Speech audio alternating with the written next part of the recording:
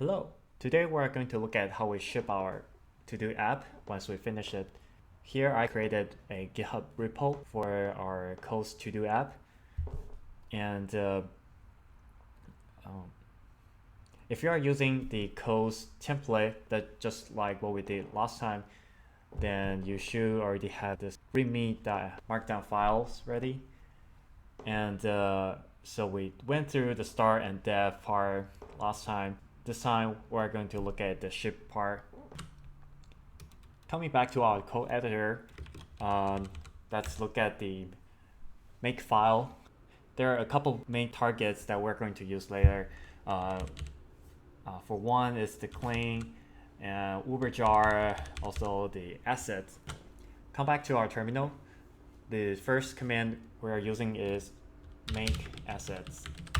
So this bundles all the CSS and JavaScript files, and then the next command is make uberjar.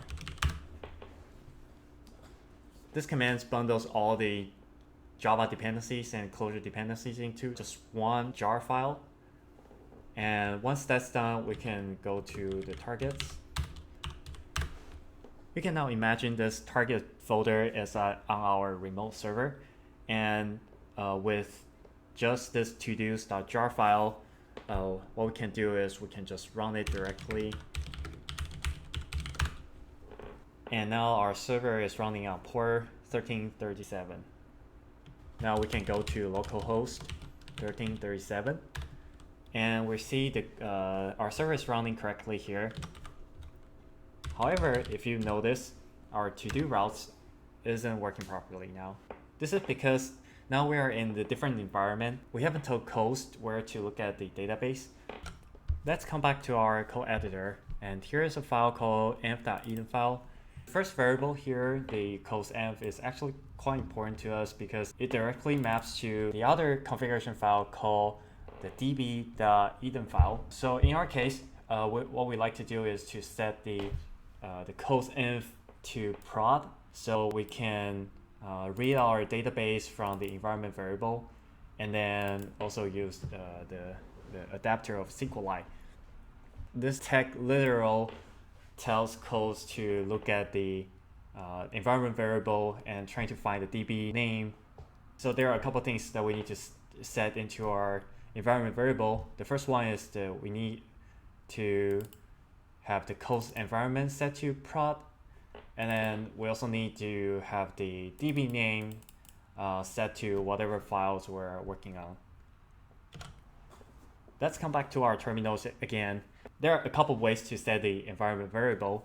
There's I feel it's a more convenient way that Coast understand is to use a .env file. So let's touch the file, and then we just quickly add this one. And the first thing we said is we need a Coast env set to prod.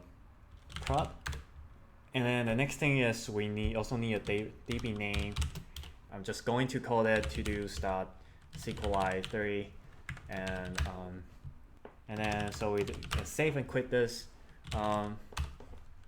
Probably in real life you'll have a Postgres database, but we just want to use the SQLite for now. And so that's actually just copy the previous database that we used for development, and then we just copy here and to name it todos.sqlite3. So take a quick look. Now we have our .env file, we have our todos.jar, and then we also have our database here. And let's try again.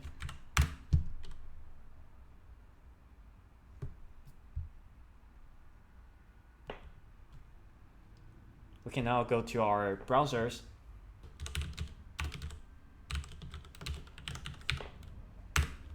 and our homepage is working, and the to-dos is working too. Thank you for watching.